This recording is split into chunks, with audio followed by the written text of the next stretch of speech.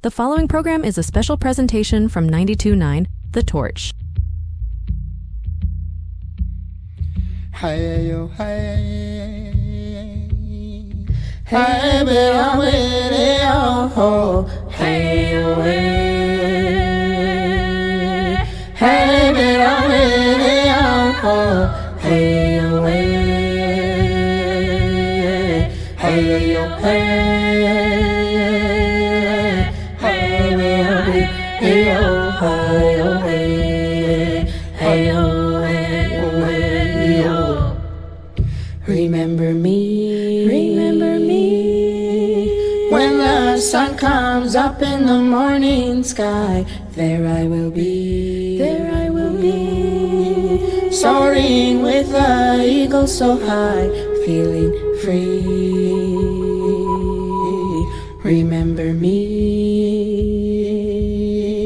down the road, hand in hand, you and me. Hi-yo, hey-yo, hey-yo. Welcome to a very special presentation, Not One More, honoring missing and murdered Indigenous women and relatives. Bonjour, my name is Kelly Jackson, and I'm a proud member of the Lac du Flambeau tribe. I'm an artist, a mother, a sister, and a grandmother. And today I come to you with a very heavy heart and hopefully a very strong voice. This is a special broadcast on 92.9 The Torch, our station, our stories, our strength. Today, we turn our attention to an epidemic that has stolen too many sisters, daughters, mothers, and grandmothers. An epidemic that lives in silence, that thrives in the shadows. Today, we will speak the names of those missing and murdered Indigenous women and relatives. Today is May 5th, National Missing and Murdered Indigenous Women and Relatives Awareness Day. It's also known as the Red Dress Day. Today is a day set aside to honor and recognize the lives of so many that have been impacted by the loss of our family and relatives. We wear red. It's a color that can be seen by the spirits. And today we rise those spirits in strength, remembrance, and unity. Across the U.S. and Canada, Indigenous women face disproportionately high rates of violence. According to the CDC, homicide is the third leading cause of death for Indigenous women. Women are murdered at rates up to 10 times the national average, and most of these cases go unsolved, and all too often, they go unnoticed. But not here, not today. Right now, in the heart of Lac du Flambeau, our community is gathering for the 5th annual Missing and Murdered Indigenous Women and Relatives Awareness Walk. It's taking place right now at the Bingo Hall. Started at 4 and we're running all the way to 7:30. We're gathering to really come together as a community and celebrate the unity and force of our community through drum and prayer, a 1-mile awareness walk, a water ceremony, many special speakers, and of course a potluck dinner. And for those of you who are able to participate, I know there are plenty of raffles and t-shirts that will help commemorate this day. And more importantly,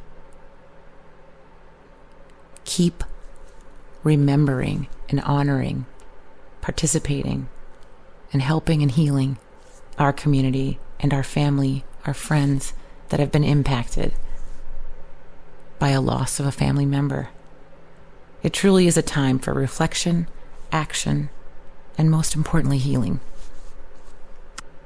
I was truly inspired when talking with members of our community about the various efforts that are ongoing to ensure we keep these conversations going, that we're talking about hope and healing and reflection. Throughout this presentation today, you're going to hear voices directly impacted by MMIW. You're also going to hear from leadership that is impacting change, both nationally and locally.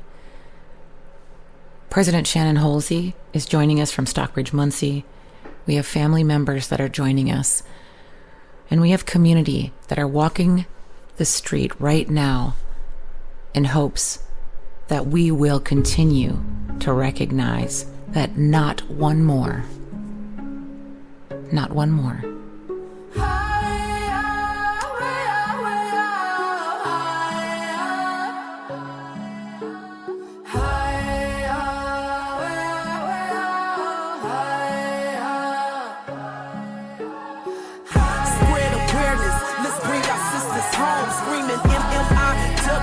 They bring our sisters home, yeah.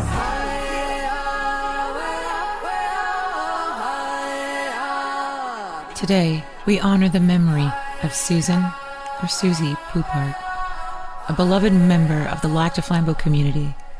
Susie was a 29-year-old mother of two, an inspiring artist, and a cherished friend. On May 20th, 1990, she attended a party in Lac du Flambeau and was last seen leaving with two men. Tragically, 6 months later, her remains were discovered in the Chequamegon-Nicolet National Forest. Despite ongoing investigations, her case remains unsolved. We are joined today by Susie's family to share her story, their journey, and their enduring hope for justice. I'm very, very honored and blessed to have Jared Poupart here with us today. Thank you for joining us, Jared. So I was 9, when my mother went missing. I have a few memories, not a whole lot.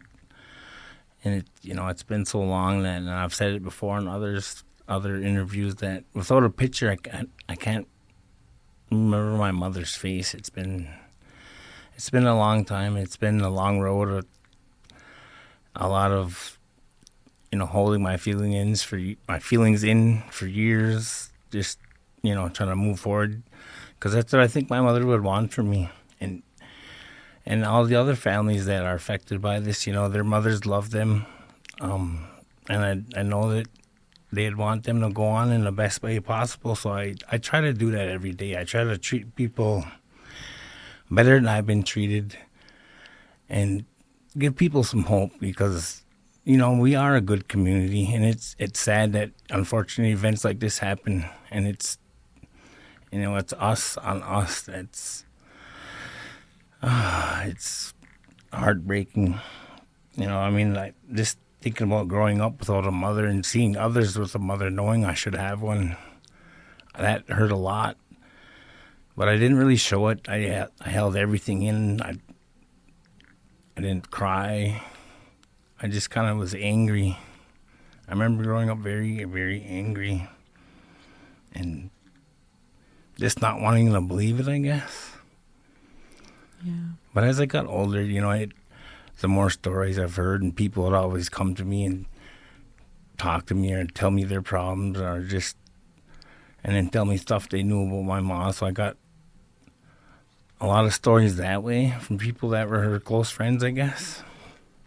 And I've always enjoyed those stories, even though it hurts to hear them. It still, at the same time, was good to know a little bit more about who my mother was. Because to me, my mom was, that was my world. And the night she left, I can't even remember the last thing I've said to her.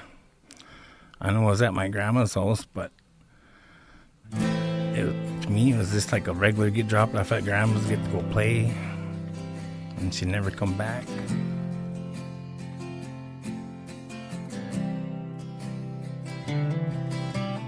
On behalf of myself and my family, I'd like to thank you very much for remembering all the people that we've lost, and no matter what way it was, that are connected to this or not. I just want to say thank you very much, and keep up the memory of all the people that are lost in this community, because we all need healing. And yeah. Thank you for sharing your heartfelt memories and your insights, Jared. Your mother's story is an incredible reminder of the importance of community, remembrance, and the pursuit of justice. We stand with you in honoring her legacy and advocating for answers. If anyone has any information about Susie Poupart's case, please contact the Lac du Flambeau Tribal Police Department at 715-588-7717. Also breaking this hour, the search for a missing Native American woman in northern Wisconsin. Lac du Flambeau Tribal Police issued the alert today for Melissa Beeson, last seen March 17th. Here's her picture on the right side of your screen. She was last seen on the 17th of March 2025 in Lac du Flambeau, Wisconsin. She was wearing red sweatpants and a black sleeveless shirt and a gray sweatshirt. If anyone has any information on Melissa's whereabouts or you see her, please call number 1 or Tribal Police at 715-588-7717. She is a Native American female, roughly 5'7". She was last seen on foot on this road near the corner of Wayman Lane, heading towards Route 47. Right now, our community is searching for Melissa Beeson, and our community is really faced with challenges on how to, tackle that collectively, locally. What's happening and how can we, gain, or what are some of the challenges? So I'm just going to open it to you, President Hoseley. Well, thank you so much, Kelly, and thank you for allowing me to share this space. And what we are talking about is a human rights issue, a basic, fundamental human rights issue. And it does matter.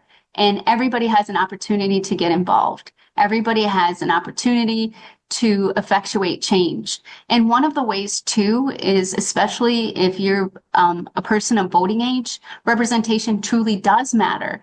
You have to civically engage. You have to make sure, whether it is at a local level, a tribal level, or a federal level, that you find people that align with your core values and they represent them and they make sure that you are not left behind and that your needs are the same needs of any other person that they represent. Absolutely. Well said. In our teachings, every life is sacred. Every mother, every grandmother, every daughter is a thread in this fabric of our community. When one is taken or goes missing, that fabric tears, and the whole community feels the loss. Melissa Beeson has been missing since March 17th. She is not just a name on a flyer. She is a mother, a grandmother, a loved one whose laughter, strength, and spirit are deeply missed. And today we gather for the MMIW Awareness Walk. We speak her name because silence is not an option. Since the moment she was reported missing, the Lac du Flambeau Police Department and dedicated community partners have been searching. This has included aerial flyovers by the Wisconsin DNR, HRD canines on land and by boat, drones, flights, foot patrols, and kayak searches along the Bear River. As of this week, over 2,184 acres have been covered. More than 12,000 drone images have been captured and analyzed with AI software during flights and again after. The software has flagged many things for review, but still nothing has led us to Melissa. Just days ago, kayakers traveled over 5 miles of river while a drone scanned from above. On Sunday, trained canines returned to the water in a boat, continuing a search guided by hope, prayer, and persistence. Still, no sign of Melissa. We offer this update not to bring despair, but to honor the tireless effort, the love, and the community spirit being poured into this search, and to remind you this is not over. If you have any information, no matter how small, contact the Lac du Flambeau Tribal Police Department at 715-588-7717. If you would rather share information directly with Melissa's family, please reach out to her mother, Winnie Beeson, at 715-892-9560. Melissa, if you can hear us, we are calling your name. We are sending our voices across the airwaves. You are not forgotten. To all those still searching for their sisters, their mothers, their daughters, for those who have lost their sisters, mothers, daughters, and grandmothers, we see you. We are with you, and we will keep speaking. We will keep fighting. We will not be silent. I leave you with this. May we always remember and always stand together. Gigawabamin Chimigwich.